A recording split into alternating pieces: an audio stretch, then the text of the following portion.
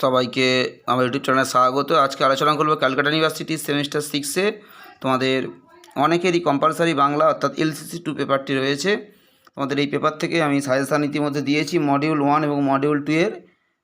তোমাদের মডিউল 1 থেকে অনেকগুলো প্রশ্নের উত্তরও আমি আপলোড করে দিয়েছি। আজকে তোমাদেরকে মডিউল 2 থেকে প্রথম যে তোমাদের লং কোশ্চেনটা আছে রজনী উপন্যাসের রজনী চরিত্র, তোমাদেরকে তারই উত্তর আজকে ভিডিওতে দেবো। তোমরা প্রথম থেকে শেষ পর্যন্ত দেখতে থাকো।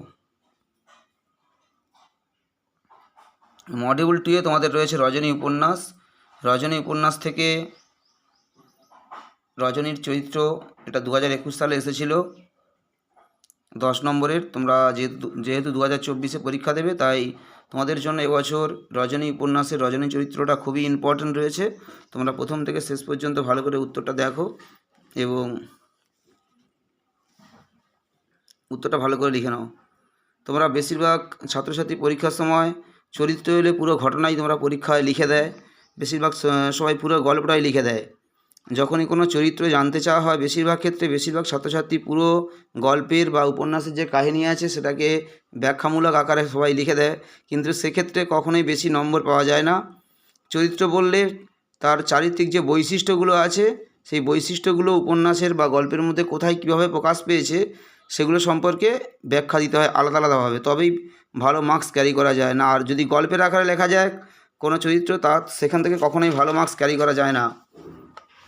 কিন্তু বেশিরভাগ ছাত্রছাত্রী সবাই তোমরা গল্পের আকারে পুরো কাহিনী লিখে দাও। পুরো কাহিনী লিখলে পরীক্ষার খাতায় কখনোই ভালো নম্বর আশা করবে না, কখনোই ভালো নম্বর দেওয়া হয় না।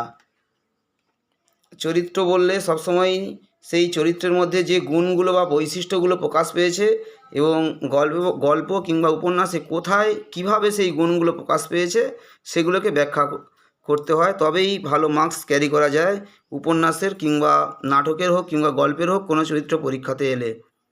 কোনো কাহিনী লিখে দিলে, কাহিনী বা গল্প পুরো ব্যাখ্যা লিখে দিলে সেক্ষেত্রে কখনোই ভালো নম্বর পাওয়া যায় না।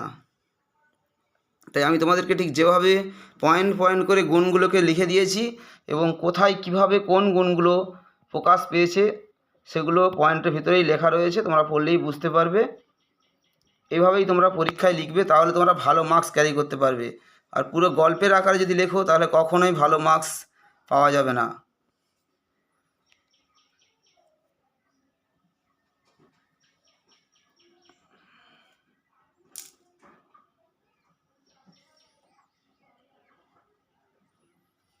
তোমাদের মডিউল 2 থেকে আরও যে লং কোশ্চেনগুলো রয়েছে তার উত্তর আমি এক এক করে দেব।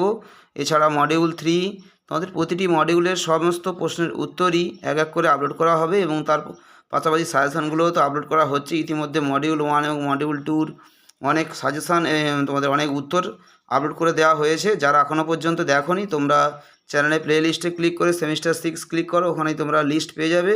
ওখানে সমস্ত ভিডিওগুলো, আগের ভিডিওগুলো সমস্ত দেওয়া আছে, সাজেশান এবং উত্তর সবই দেওয়া রয়েছে, তোমরা ওখানে গিয়ে দেখতে পারো।